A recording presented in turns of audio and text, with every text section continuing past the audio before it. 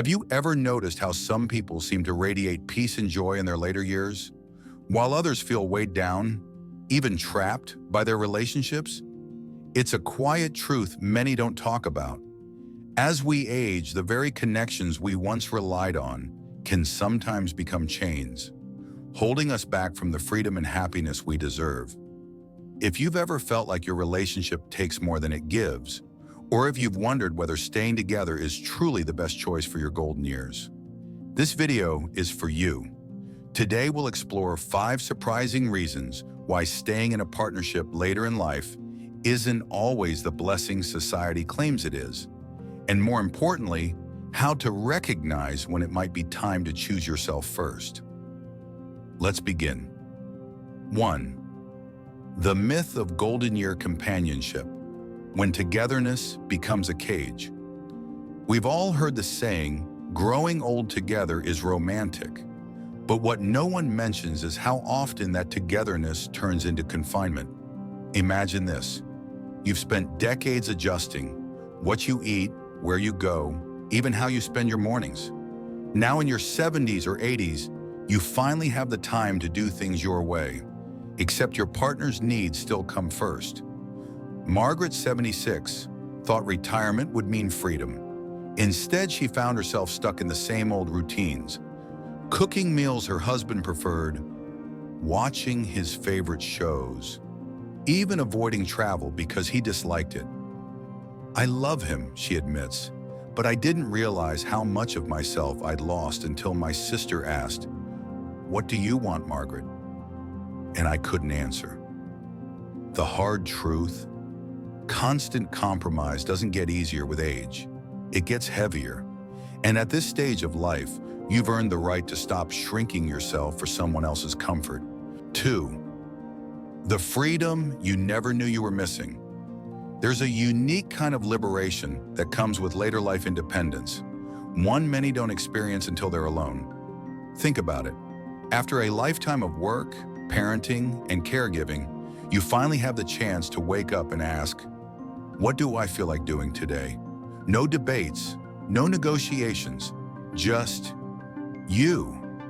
For Henry, 81, that realization came after his wife passed. At first he was lost.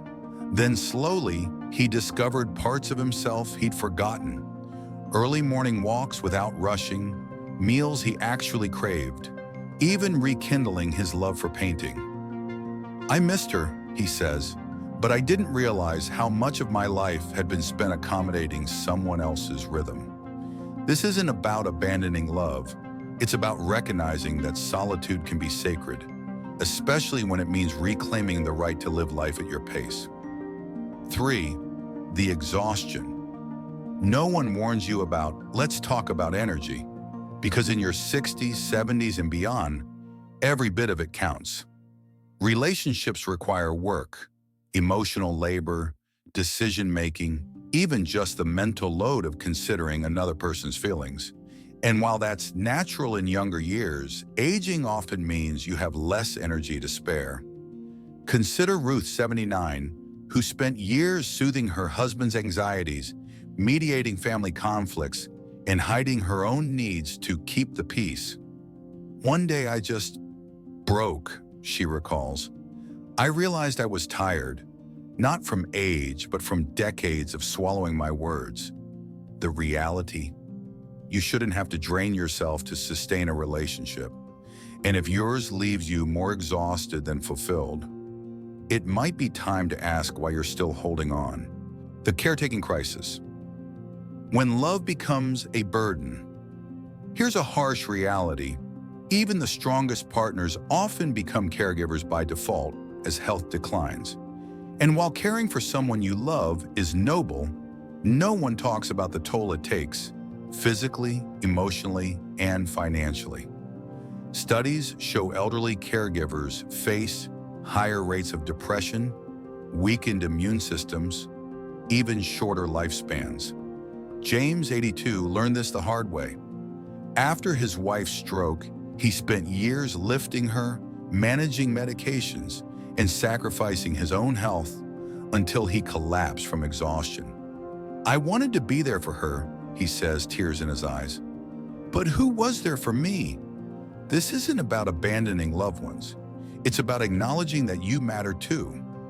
And sometimes the best way to care for others is to first protect yourself. 5.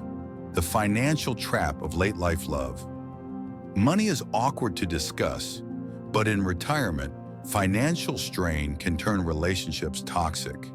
Shared bills, medical costs, even supporting adult children. What begins as companionship can quietly become a one-sided rescue mission. Lena, 75, thought remarrying would mean shared joy.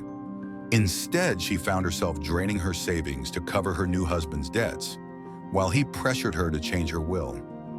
I felt like an ATM, not a partner, she admits. The lesson? Love shouldn't cost you your security. And if a relationship puts your hard-earned stability at risk, it's not love, it's a liability. Final thoughts. Choosing your peace. Aging isn't just about adding years to your life. It's about adding life to your years. And that means asking, does this relationship lift me or weigh me down? Am I staying out of love or fear of being alone? If I had 1 year left, would I spend it like this? There's no right answer. But if you felt a pang of recognition today, maybe it's time to give yourself permission to choose differently.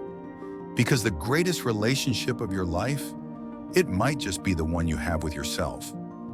If this resonated with you, let's talk in the comments. Have you experienced this? What's your truth about love in later life? And if you found this helpful, share it with someone who might need to hear it. Sometimes the kindest thing we can do is give each other permission to choose joy. Until next time, remember it's never too late to put yourself first.